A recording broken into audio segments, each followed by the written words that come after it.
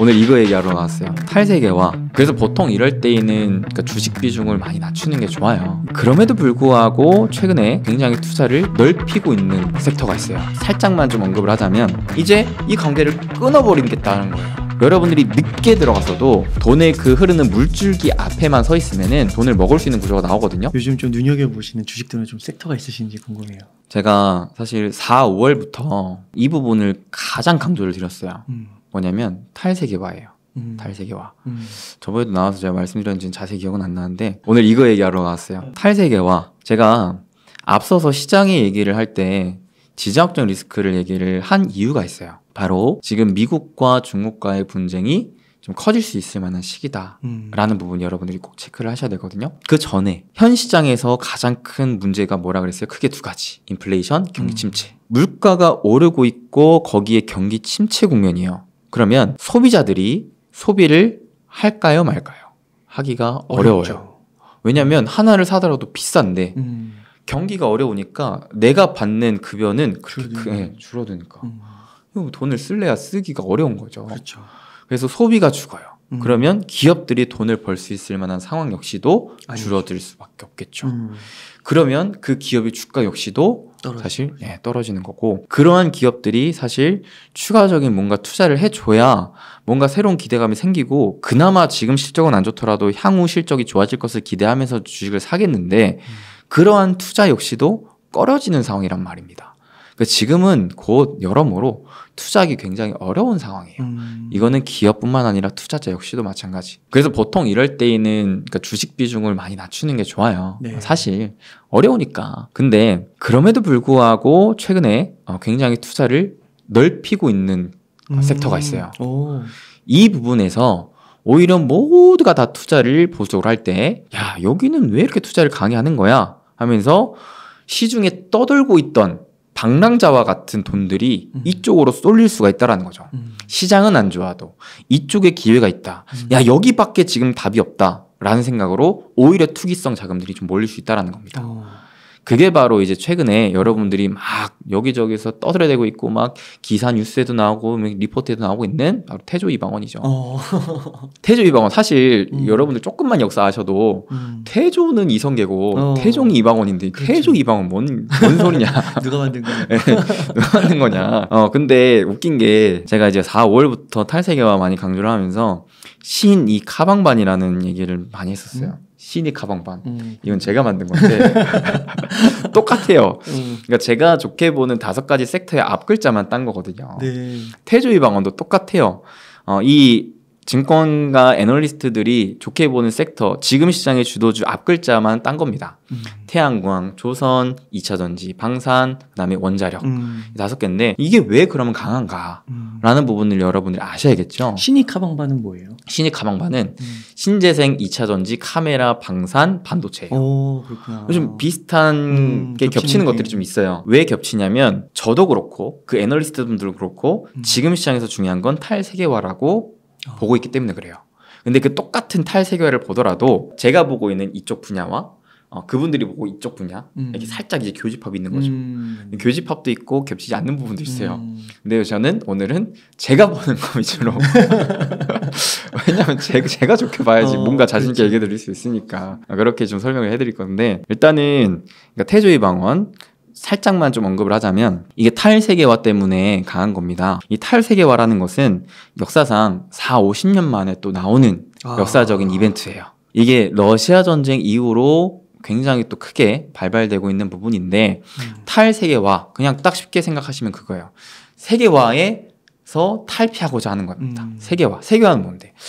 우리나라, 뭐 일본, 중국, 미국, 러시아, 뭐 그냥 전 세계가 하나로 합해져서 We are the world 하는 겁니다. 우리 모두 지구촌이라고 잘 살자. 네. 우리가 모두가 공동체야. 우리 모두 잘 먹고 잘 살자. 수입 수출 서로 간에 왕래하면서 서로 도울 건 도우면서 살자. 서로 막 평화 지키면서 싸우지 말고 잘 지내자. 근데 러시아가 이거를 팍 깨버렸죠. 진짜 깨버렸어요. 네, 진짜 깨버렸습니다. 러시아가 뭔 소리냐 깨버렸습니다. 깨버리고 나서 편가르기를 시작한 거예요. 자, 그러면서 자, 어떻게 편이 갈라지고 있느냐 지금. 일단은 러시아와 유럽이 갈등을 하고 있었고 이 유럽 쪽에 미국과 우리나라를 포함한 주요 아시아 국가들이 붙어요. 그리고 러시아에는 중국과 몇 개의 중동 국가들이 붙습니다. 그래서 이 연합구도 체계에서 지금 대립구도가 나오고 있다. 이게 이제 세계의 블록화라는 얘기도 지금 들릴 정도로 탈세계화가 나오고 있다는 부분인데 그래서 이런 부분에서 각 기업들은 지금 경기 침체와 인플레이션 때문에 투자하기 껄끄러워지고 있지만 각 국가 입장에서는 원래는 우리가 모두가 다 잘 먹고 잘 살자. 나에게 부족한 거는 너네가 좀 채워주고 너네가 부족한 건 내가 좀 더 채워줄게 했는데 이제 이 관계를 끊어버리겠다는 거예요. 유럽 입장에서 러시아에게 수입해왔던 에너지를 이제 너네 거 안 써! 우리가 자체적으로 생산할 거고 우리 이 그룹 내에서 우리가 수입을 할 거야. 그 다음에 미국 역시도 야 중국 거 쓰지 마. 중국을 이제 왕따시키고 있는 단계. 이런 상황이란 말이죠. 자 그러다 보니까 각 국가에서는 이러한 탈세계화 움직임에 따라 정치적인 부분, 경제 안보적인 부분에 있어서 돈을 막대하게 지금 투자하고 있다는 겁니다. 왜? 우리나라 잘 먹고 잘 살아야 되니까. 그죠?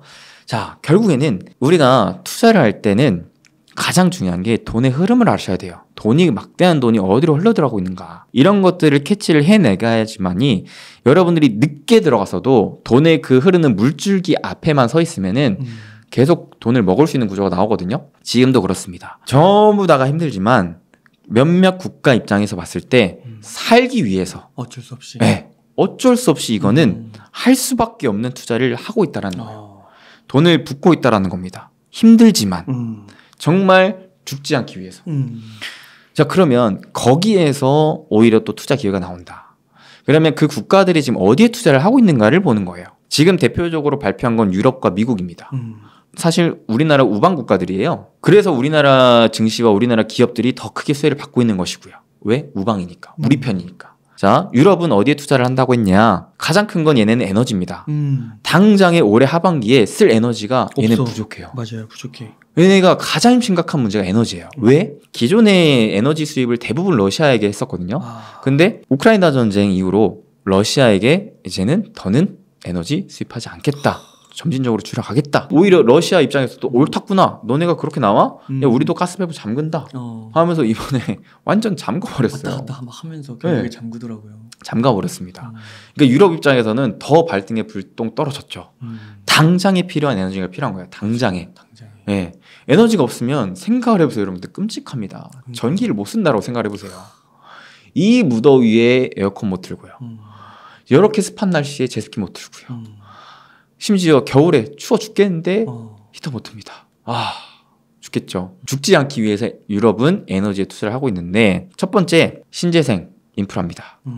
유럽은 그 누구보다도 또 친환경 신재생에 앞장서고 있는 국가였어요. 누구보다도 지구를 살리고자 당장에 자기들이 죽게 생겼는데도 지구는 살려야 된다 외치던 이제 친구들이었는데 자 지구도 살리고 우리도 살려야 된다. 라는 이제 취지가 부합한 게 바로 신재생이었죠. 신재생에는 여러분들이 알다시피 태양광, 풍력, 그 다음에 원자력 같은 것들도 있어요. 근데 중요한 건 그거잖아요. 당장 쓸 에너지가 필요하잖아요.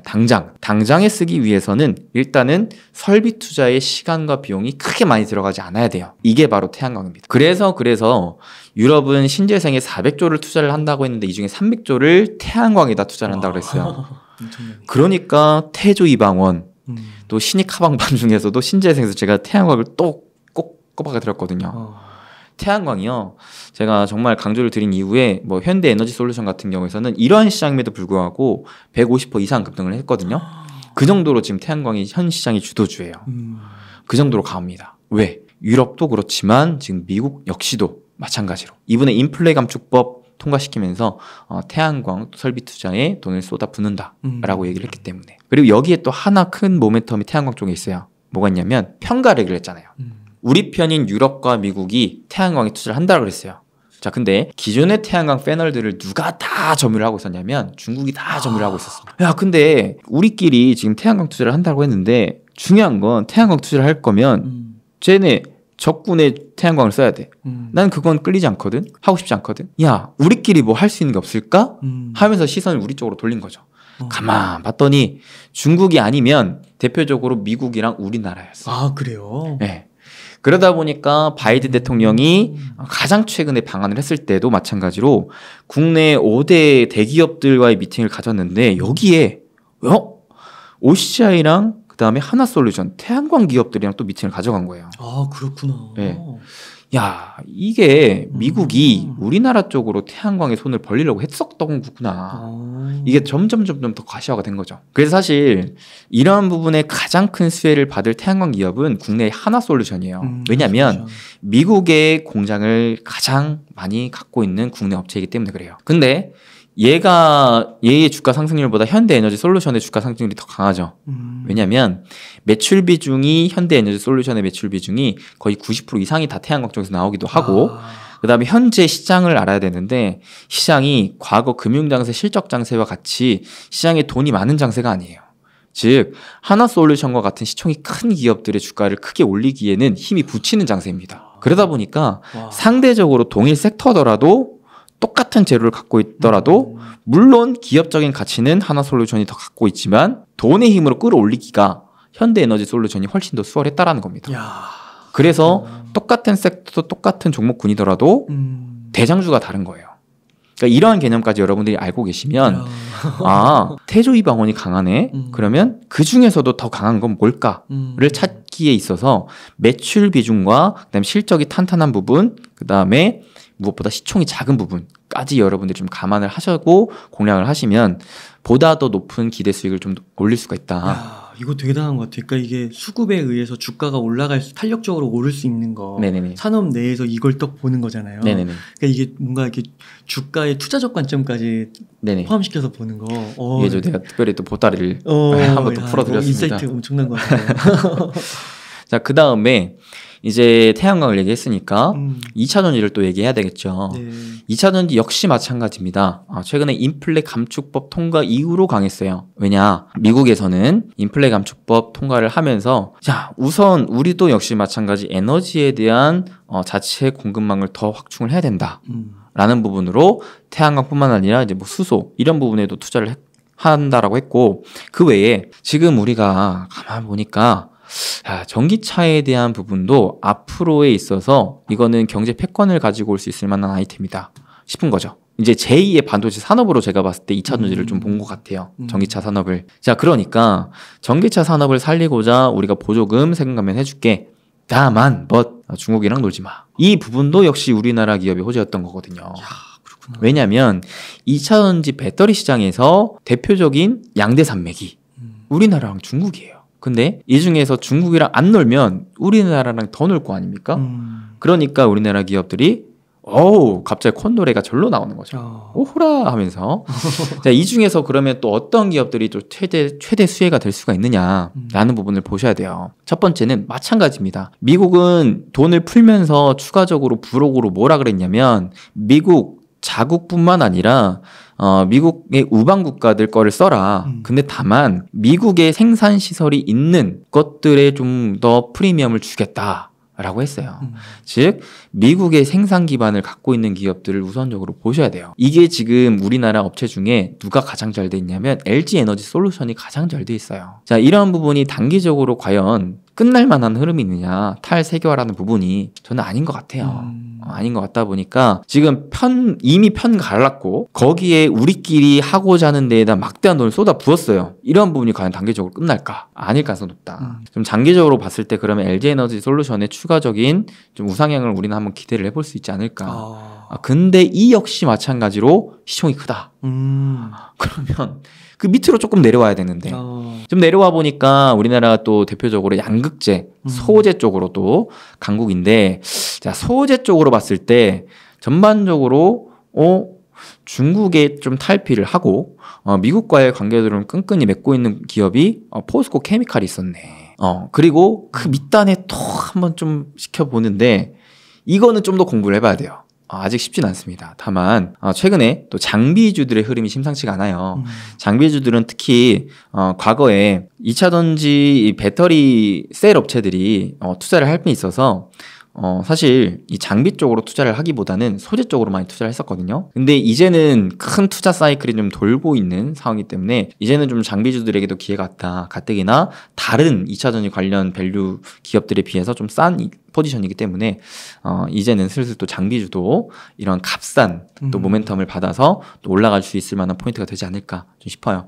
그래서 최근에 제가 또 강조드렸던 게 PNT랑 하나기술이었는데 하나기술이 최근에도 대규모 공시를 하면서 뭐 상한가까지도 찍는 등 주가의 흐름을 또 강하게 보여줬거든요. 그러니까 이러한 부분들이 2차전지 내에서 계속해서 나오고 있다. 그러니까 아직 크게 오르지 않고 저평가되어 있는 또 미국과의 관계도를 좀 끈끈하게 연결짓고 있는 기업들을 잘 한번 공부를 해보시면 좋은 투자 기회가 또 나올 수도 있다. 이런 부분들 잘 공부만 해주시면 여러분들도 힘든 시장이지만 상한가 한 번쯤 먹어볼 수 있지 않을까 싶네요. 야, 이게 탈세가 회계화라는 키워드에 의해서 이렇게 나오는 게 너무 놀랍네요. 보통은 그냥 태조 이방원 이러면 그리고 또 신이 카방만 이러면은 그냥 섹터 5개가 좋은가 보다 이렇게 그냥 생각을 할 뿐인데 이게 왜 나왔는지 그 앞단을 짚어주신 게 저는 항상 저희 채널 영상에서도 강의를 할 때 무조건 저는 why, how와 순서로 하거든요.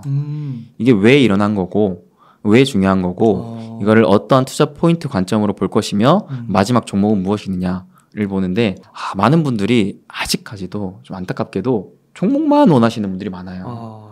그냥 종목만 알려달라 뭐 이렇게 사설이 기냐. 근데 저는 그거는 투자가 아니다라고 생각을 해요. 아니 내가 투자의 이유도 없고 관점도 없이 종목만 알고 돈을 베팅을 한다? 그게 과연 투자인가? 저는 아닌 것 같다 생각을 해서 저는 여러분들이 투자자로서 좀 투자하시길 바라는 마음으로 why, how, what을 꼭 얘기를 드립니다. why, how, what. what이 맨 마지막에 이제 종목이고 네네. 그게 왜 나왔는지를 이제 why랑 how부터 시작하시는 거고요. 네. 그 why랑 how는 잘만 공부를 해도 제가 알려드리는 what이 아니더라도 다른 또 종목군도 잘 찾아낼 수가 있거든요. 그래서 주식에 또 정답이 없다 보니까 그리고 투자는 항상 내가 해야 되는 거거든요. 나의 주체적인 판단에 의해서 해야 되는데 그래서 저는 이제 다양한 투자 좀 관점과 인사이트를 좀 알려드리는 거죠. 이렇게 체계적으로 좀 이렇게 짚어주셔가지고 너무 감사드리고 이게 보시는 분들도 어떻게 공부하면 좋을지 종목을 택하면 좋을지 구체적으로 알려주신 것 같아가지고 너무 좋은 것 같습니다. 보통은 이제 어떤 기업을 얘기하고 그냥 기업이 왜 좋은지를 막 설명하는데 이게 이제 how, why까지 가서 큰 틀에서 키워드 한두 개에서 이제 여기서는 이제 탈세계화죠. 그쵸. 이렇게 내려오는 게 되게 좋았던 것 같습니다.